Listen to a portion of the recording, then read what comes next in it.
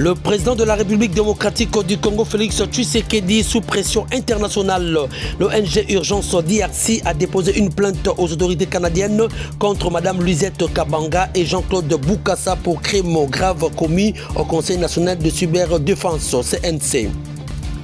Au Congo central, précisément à Kouilungongo, le paquet des jus périmés ont été jetés à la montagne Ludiongo.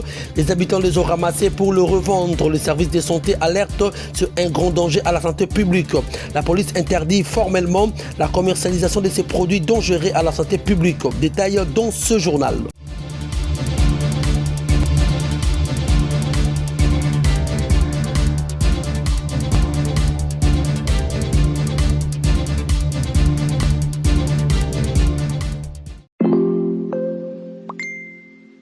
Ça signifie que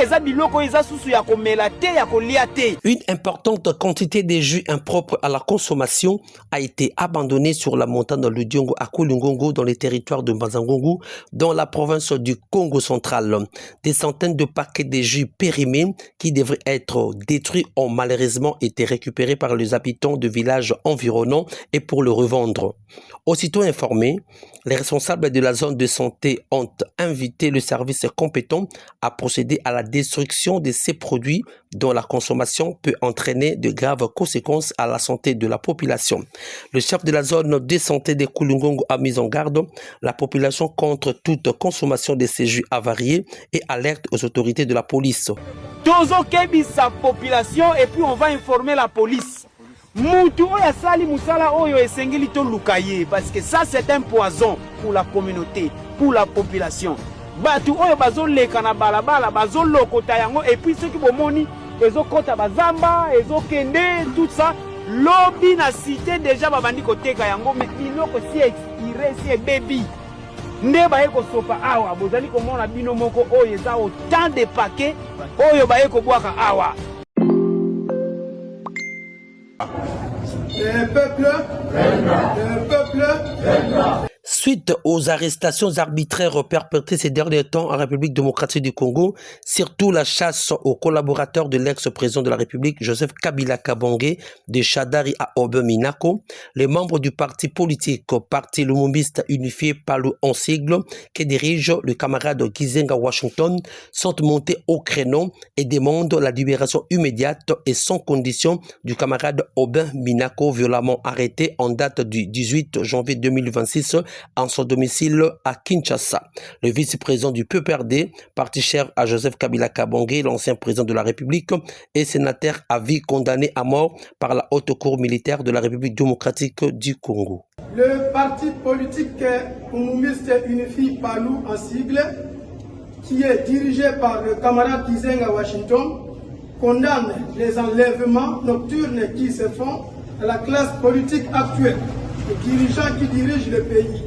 Nous condamnons l'enlèvement du camarade Obeminako, l'enlèvement qui s'est produit au moment où nous promouvons l'état de droit dans notre pays.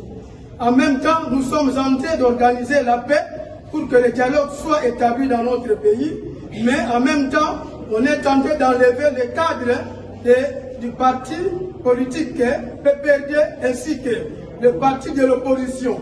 Nous condamnons avec fermement cette attitude qui se vit dans les dirigeants du pays. Nous demandons la libération de notre camarade Obeminako sans condition. Le peuple, le peuple,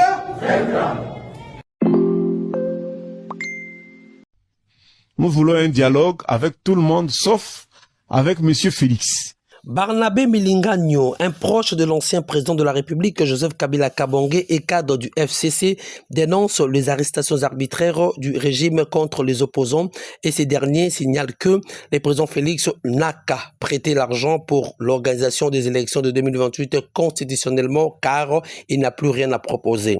Selon ses fidèles à Raïs, le dialogue est avec tout le monde sauf avec Félix Tshisekedi. Il peut être représenté, selon lui, par Kabouya et ses hommes. Au cas contraire, le FCC dit que les autres s'occuperont de lui brutalement. Nous voulons un dialogue avec tout le monde sauf avec M. Félix. Il peut être représenté par ses hommes, Kabouya ou n'importe quoi, mais lui n'a plus rien à nous proposer, il n'a plus le temps. il y aurait seulement d'apprêter l'argent pour les élections constitutionnelles. Parce que s'ils n'organisent pas les élections telles est en question, les autres peuvent s'occuper de lui brutalement. L'ONG Urgence au DRC, avec 20 autres organisations et 10 familles de victimes, annonce la saisine des autorités canadiennes contre Mme Lisette Kabanga et Jean-Claude Boukassa, proche du président Félix Tshisekedi, pour leur rôle présumé dans les arrestations arbitraires, tortures et persécutions orchestrées par le Conseil national de cyberdéfense CNC.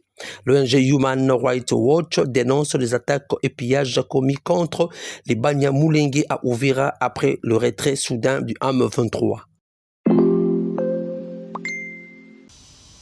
Si nous combattons le régime de Kinshasa, ne nous comportons pas comme le régime. Par peur de son avenir et au danger de son mouvement après s'être retiré de l'Uvira, le coordonnateur du groupe rebelle FCM 23, Corneille Nangaa, a rassemblé son état-major pour leur parler du danger que guette cette aventure. Et il est revenu sur les principales causes qui, selon lui, alimentent la révolution portée par le mouvement FCM 23. Il a également insisté sur la nécessité d'une discipline organisationnelle, d'une mobilisation continue et d'une bonne collaboration entre les cadres pour influencer la sympathie de la population qui commence à avoir marre de cette rébellion. Corneille Nangaa a abordé la situation sécuritaire et humanitaire d'Uvira, appelant à une gestion responsable des défis actuels. De Kinshasa, comportons-nous différemment. Nous ne sommes pas ici pour un enrichissement.